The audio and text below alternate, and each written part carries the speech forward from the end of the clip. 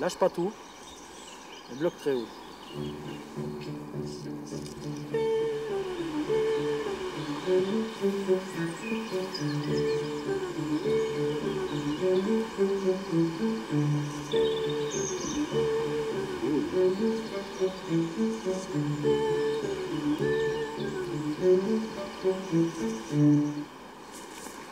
Voilà, tu vois ce que t'en...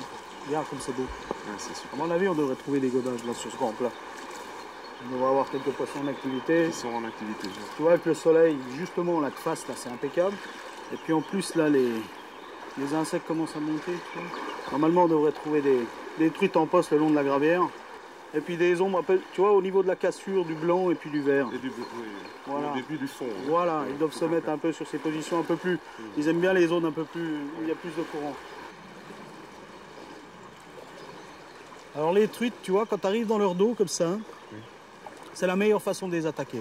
C'est-à-dire arriver un peu dans leur dos, se décaler à peine, taper, si t'aimes mieux, 3/4 amont. C'est-à-dire si le poisson est comme ça dans le courant, se mettre ici, la meilleure position c'est d'être ici pour lui poser la mouche ici et laisser descendre. C'est un parcours où il y a 6 pêcheurs maximum par jour. Donc c'est très peu pêché parce qu'il y a quand même quelques kilomètres de rivière. Et les poissons sont pas stressés du tout, sont en activité, prennent des insectes, ça gobe relativement sans arrêt. C'est assez fabuleux. En plus, le cadre est merveilleux. Je reviens un peu là-dessus parce que c'est vrai qu'on est au milieu d'un endroit. Moi, des fois, je me dis, j'ai pas besoin d'aller à 200 km pour retrouver, ou même plus. Hein, il y en a qui font des milliers de kilomètres pour le dépaysement. Moi, je suis tous les jours dépaysé, hein, parce que j'habite au-dessus et là, pour moi, c'est parfait. Ici, ce qui en fait la réputation aussi, c'est les poissons qui sont de belle taille, il faut le dire, hein, parce qu'une truite sur la moyenne des truites sur la Loue, pour une moyenne, un normal, pour prendre un poisson normal, c'est souvent 40 cm. Hein. Donc, et bon, on arrive à avoir des spécimens qui font 70, 60, 50, ça arrive qu'on trouve des spécimens comme ça, 50, c'est pas rare, quoi. Hein. Donc, et puis des ombres magnifiques. La moyenne des ombres, par exemple, ici, quand on pêche, si les ombres sont en activité, on prend des ombres régulièrement de 40, voire 45. Moi, j'ai pris un nombre de 50 une fois sur la Loue. Bon, il y a des endroits aussi où les ombres sont très très gros, mais bon, c'est ce qu'en fait aussi la particularité.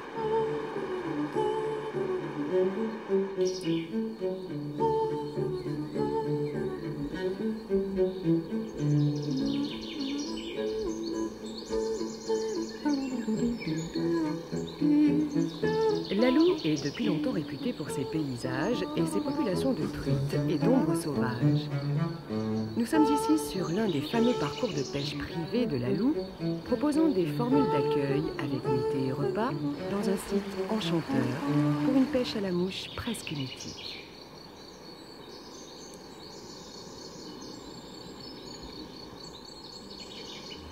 Je suis belge. Je suis venu ici sur la recommandation d'un ami qui est un pêcheur d'ombre émérite en Belgique et qui vient régulièrement pêcher ici sur la Loue. On s'est rencontrés l'année dernière. Moi personnellement, je pêche souvent à l'étranger, notamment en Norvège, mais comme je suis un amateur d'ombre, il m'a conseillé vivement de venir ici. Et j'y suis pour la première fois et c'est très bien. Très bien dans le sens qu'ils sont difficiles à prendre. Donc ça multiplie le plaisir.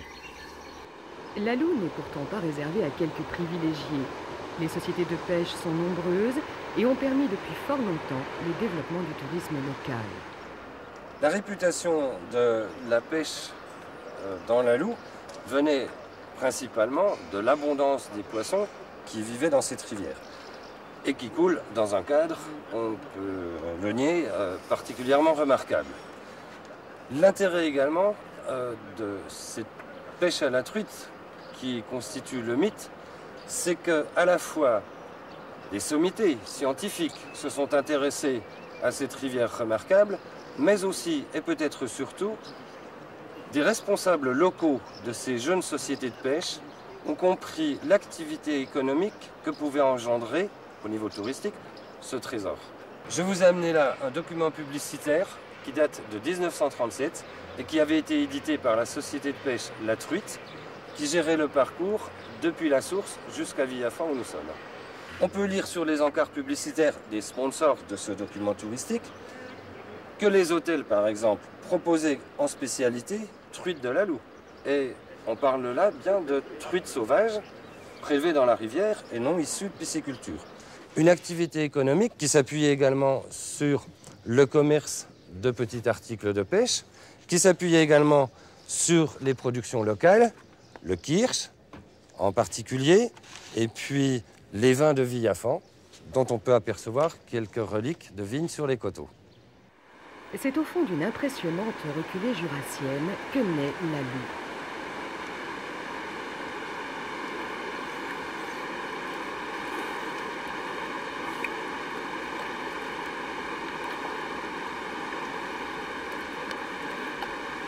Nous sommes donc à la résurgence de la Loue, magnifique site du Jura, où résurgent les eaux du plateau donc, de Pontarlier. C'est une galerie totalement noyée, qui se développe sur plus de 1500 mètres. Nos collègues suisses l'ont exploré jusqu'à 1500 mètres et à moins 20 en profondeur. C'est une résurgence de type vauclusien qui est typique des reculées jurassiennes. Alors son origine, on la retrouve, elle provient donc d'un système karstique qui est très important. C'est pratiquement la plus importante résurgence de tout l'est de la France. Donc son origine se trouve sur les plateaux de Pontarlier et sur les plateaux de Frasnes. Elle a son propre bassin versant, c'est-à-dire qu'elle a une alimentation qui lui est propre et également donc d'autres alimentations dont les pertes du Doubs. Le Doubs à hauteur de Pontarlier se perd donc dans le lit mineur de la rivière le Doubs pour alimenter donc cette puissante résurgence.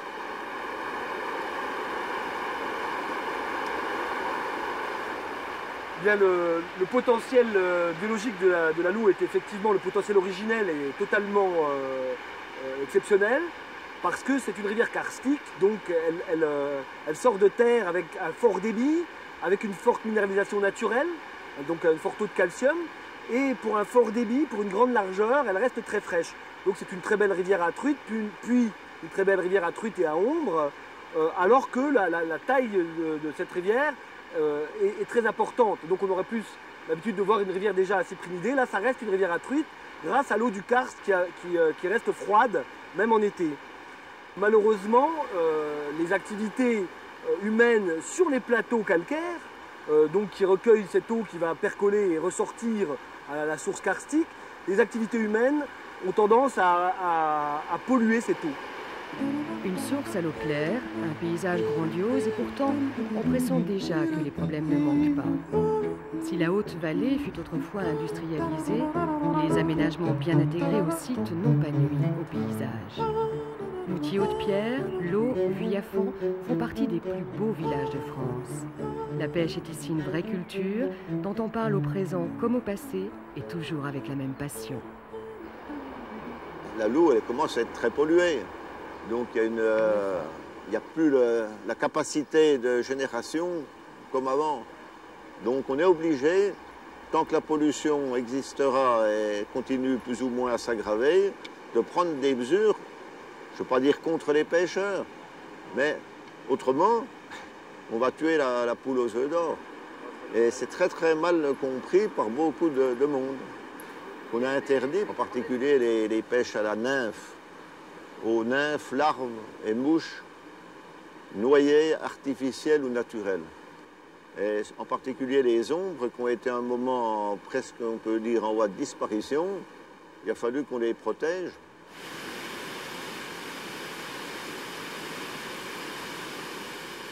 Avant la guerre de 30-40, 39-40, on gagnait presque autant la pêche qu'au travail, qu'à l'atelier. Ah si, parce que c'était pas limité déjà. Hein, maintenant, on a droit à 4 poissons par jour. À cette époque-là, on pouvait en prendre tant qu'on voulait. Puis comment il n'y avait pas de marchands de poissons comme maintenant, qui passent dans les hôtels, ils prennent de la truite d'élevage. Tandis qu'à ce moment-là, on n'en avait jamais assez pour approvisionner les hôteliers. Bien souvent, ils venaient nous dire, va vite à la pêche.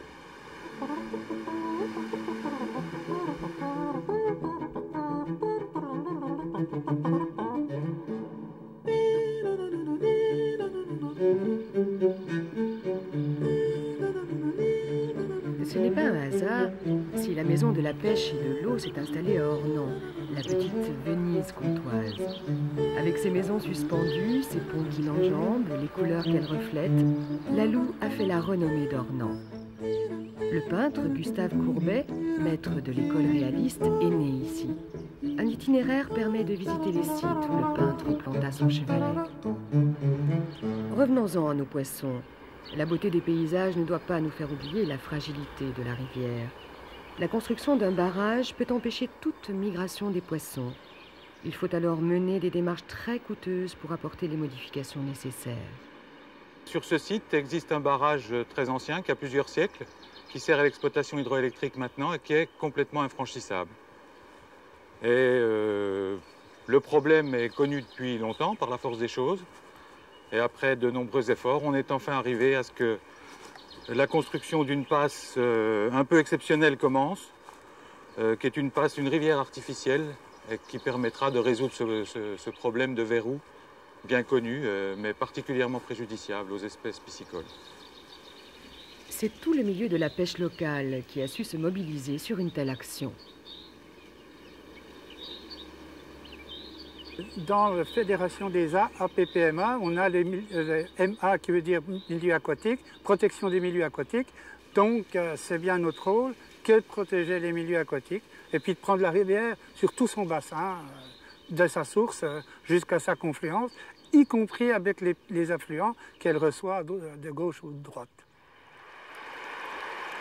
Même si d'autres barrages, naturels cette fois, favorisent la vie piscicole et témoignent de la richesse du milieu, la vigilance est de rigueur. Là, je suis en train de pêcher un nassi, un petit courant ici, intéressant en particulier pour la truite. Cette structure qui apparaît un petit peu comme un barrage est quelque chose de naturel. Et voilà de quoi elle est faite. C'est une construction faite par ces mousses. Ces mousses, ça s'appelle des fontinalis, les voilà. Et la base des fontinalis, elle est encroûtée de calcaire. Donc c'est une construction naturelle. Alors l'avantage de ces choses-là, c'est extraordinaire. C'est plein de fourmis, j'ose dire. C'est plein de larves, c'est plein de petits invertébrés. C'est le garde-manger de nos poissons. Et ce qui est intéressant, c'est que selon les espèces, on peut, quand on analyse ce peuplement, on peut donner une note sur 20. Il y a les très bons, les moyens, puis les mauvais. Et ici, d'après les hydrobiologistes, on s'accorde pour dire qu'on est à 15 sur 20.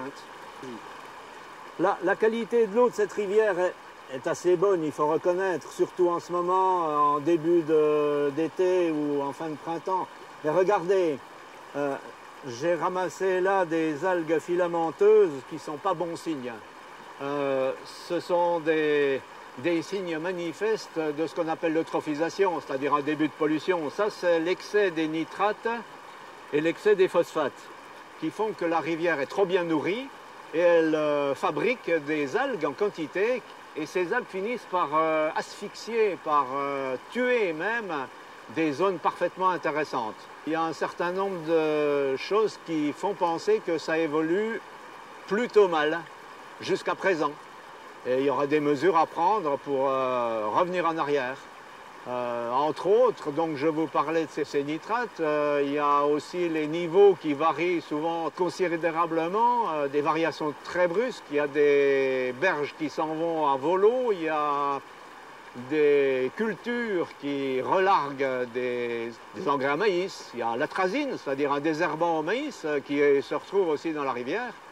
Donc tout ça fait que, en plus de l'activité humaine qui existe dans la Haute-Loue, à savoir Ornans et toutes ces agglomérations qui comptent quand même pas mal de monde, eh bien tout ça met dans la Loue des choses qui ne sont pas trop bonnes pour le milieu et pas trop bonnes pour le poisson. Sur ce parcours, on a essentiellement de la truite et de l'ombre. Ce sont des poissons de pêche sportive qui sont remarquables d'intérêt. Et on conseille à nos pêcheurs, en particulier à nos sociétaires, de les pêcher avec modération d'une part, puisqu'on a limité les prises, et puis surtout d'éviter de les abîmer. Donc on leur demande, pour l'ombre, de les remettre à l'eau avec précaution, si possible de ne pas les sortir de l'eau pour ne pas les blesser, Et on est allé jusqu'à leur demander de pêcher avec des hameçons sans ardillon. Ce qui complique un petit peu le sport, mais finalement, c'est d'autant plus joli comme sport. Les APPMA sont très attentives à la qualité et à la richesse de leur parcours. Elles adoptent des règlements qui génèrent parfois des prises de position contestées.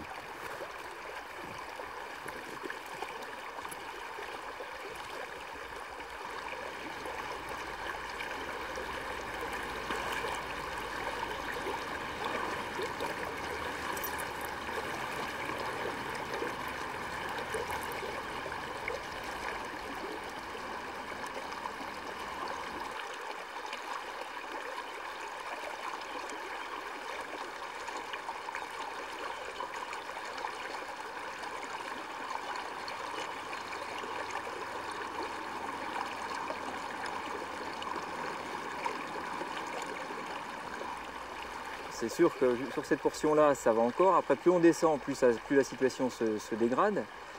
Voilà. Et il y a quand même un petit problème au niveau de la réglementation qui est très très complexe sur la Loue. C'est donc ça qui a rebuté pas mal les pêcheurs.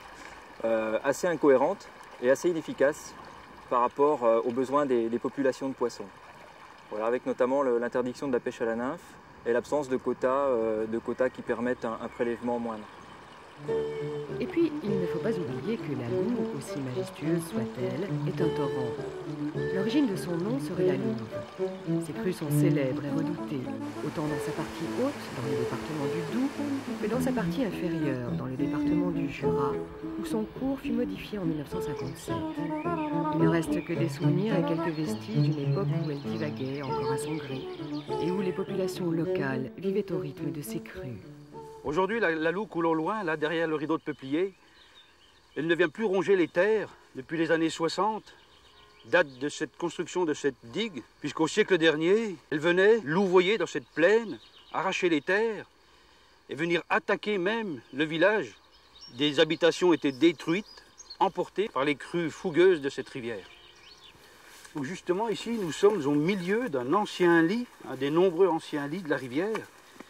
Et on peut y remarquer des pierres ouvragées, et pas un enrochement naturel.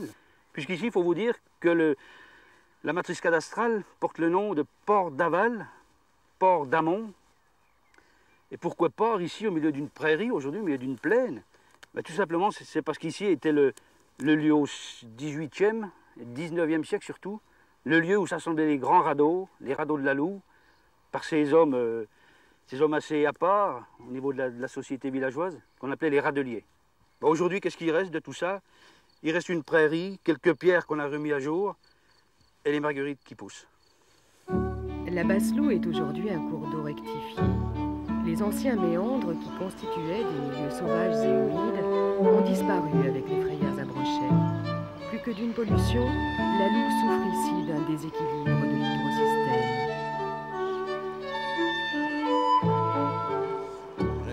De manger les pommes de terre à midi si ça continue.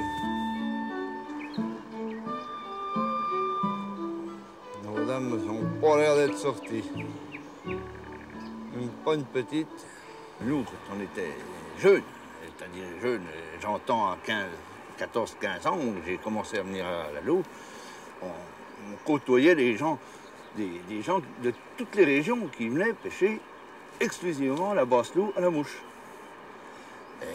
Ils se dérangeaient de loin, ils venaient à l'hôtel, à Parcé, à Dole, les gens venaient des week-ends complets pêcher à la mouche. Alors que maintenant, on trouve encore des bons pêcheurs qui viennent pêcher à la mouche dans la Haute-Loue, mais dans la Haute-Loue, c'est-à-dire au-dessus de Quingé, quoi, Ornans, quoi.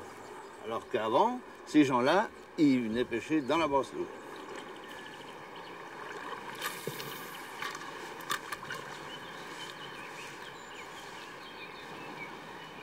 Ah, j'ai eu une touche. J'ai eu une touche, mais ça doit être un autuc. J'ai retourné sur le fil. C'est pas une truite ni un brochet. Alors, monsieur, est-ce que la pêche est bonne? Pas trop mauvaise aujourd'hui. J'ai pris 2 ombres. On peut voir? Si vous voulez, oui.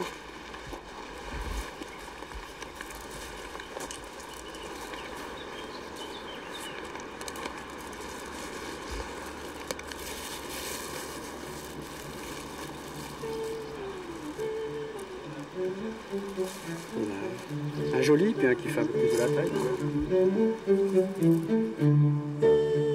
C'est près de Parçay que la Loue se jette dans le Doubs, après un parcours de 125 km. Considérée longtemps comme l'une des plus belles rivières de France, elle est victime de son succès, et comme bien d'autres rivières, de dégradations diverses. On peut penser que seule une concertation, commune à l'ensemble des utilisateurs de la rivière, pourrait régler bon nombre de problèmes. À Chamblay, 25 villages de la vallée se sont regroupés au sein d'une structure de pôle, la Daval, afin de réfléchir à l'avenir du cours d'eau. On peut espérer qu'un contrat de rivière, qui garantirait à la fois et à long terme le progrès économique, social et environnemental de la Loue, verra le jour, soutenu par la ministre de l'Environnement. Pour l'État, l'idée, c'est bien sûr de dire organisez-vous, travaillez ensemble, et on reconnaîtra vos efforts, on les accompagnera, notamment par des moyens financiers. Nous, on sait bien que ces moyens financiers restent modestes, et que l'essentiel, finalement, c'est le lien qui se crée entre des hommes et des femmes qui ont envie de dépasser des analyses qu'ils savent archaïques pour travailler ensemble à la sauvegarde d'un bien dont ils réapprennent à mesurer la valeur. Parce que c'est vrai que dans les décennies passées, on a considéré que c'était un support d'activité économique, la rivière, et que ça pouvait être un frein, et donc qu'il fallait la corseter pour qu'elle s'adapte. Puis aujourd'hui, on se rend compte que la rivière telle qu'elle était, elle est aussi un support d'activité économique des autres, aussi intéressante, sans doute plus durable, et que les activités plus intensives peuvent et doivent s'adapter pour permettre à cette rivière d'être aussi belle pour ceux qui viendront après nous, quoi. Je peux vous faire voir comment on pêche à la roulée. C'est pas difficile, hein. On prend une olive ou un plomb rond fendu, comme à la convenance du pêcheur, et un plomb pour l'arrêter, avec son bras de ligne. On va lancer la ligne en plein courant, et de préférence, pas en amont, devant soi, ou légèrement en biais. On appelle ça rouler, parce que le courant et la main du pêcheur font rouler la balle. C'est-à-dire que le courant, la balle descend avec la charge du courant, et c'est le pêcheur qui soutient. Alors, c'est deux éléments. Il y a le pêcheur et il y a le courant. Et la balle roule sur les cailloux. C'est ce qu'on appelle la roulée. Ça roule, c'est bête comme tout, mais c'est ça. C'est une pêche intéressante pour une bonne raison, c'est qu'on sent quand même la touche. On sent le poisson taper.